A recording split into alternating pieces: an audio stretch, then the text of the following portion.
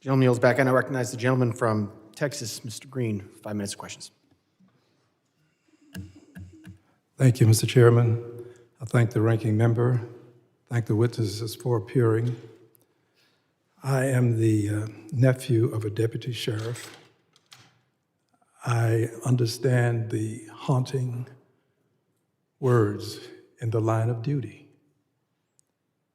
I've been to the ceremonies. I've cried.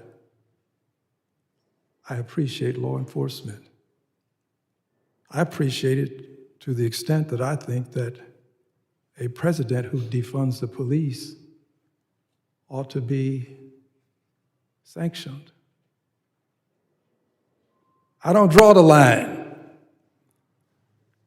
such that we exclude some people and include others. Let's not defund the police. I don't want to do that. But I do think that you ought to have the courage to say to the president, you, sir, are defunding the police when you take away hundreds of millions in grants, in programs. You got to have the courage to speak truth, not only about the people out in the street, but also the President of the United States of America, who has a greater voice than all of them combined. The ink was placed on the page on January 20th, before the president had his hands down from being sworn in by the Chief Justice of the Supreme Court. Before he had his hands down, he had his pen, and he signed a pardon. January 20th, barely in office. When are you going to condemn that? That has an impact on society. This is a reckless, ruthless, lawless president. You don't have the courage to say that. You glorify him. This is the president who stood in the chambers of the United States House of Representatives, or actually it's the Capitol building, and called Democrats lunatics. No reprimand, no sanctions against the president.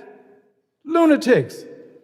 This is the president who just yesterday, this is an NBC News story, Trump calls Ilhan Omar garbage, says Somalis should go back to where they came from.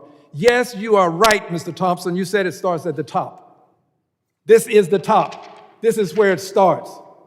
The President of the United States of America, with his vituperative, incendiary commentary, is as much a part of the problem as anybody else. But you don't have the courage to say that. I say to you, cop killers ought to go to jail. I have no reason to want to see cop killers walk the street. People who shoot National Guard persons walk the street. They ought to be punished to the fullest extent that the law allows. But that doesn't mean that I'm going to excuse the President of the United States of America for what he's doing. He is a culprit in this whole scenario that ought to be called to answer for his transgressions. And now, Mr. Hodges, I was in my office when I heard your testimony. I have 2 hearings that are going on at the same time. Mr. Thompson has reminded me that I can't be in 2 places at once. And I appreciate him telling me, because he's eminently correct, and I want the world to know that I try my best. But I was in my office, and I heard your commentary.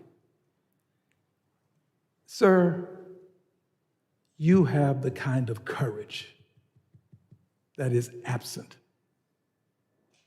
from many people who have a voice and should speak up.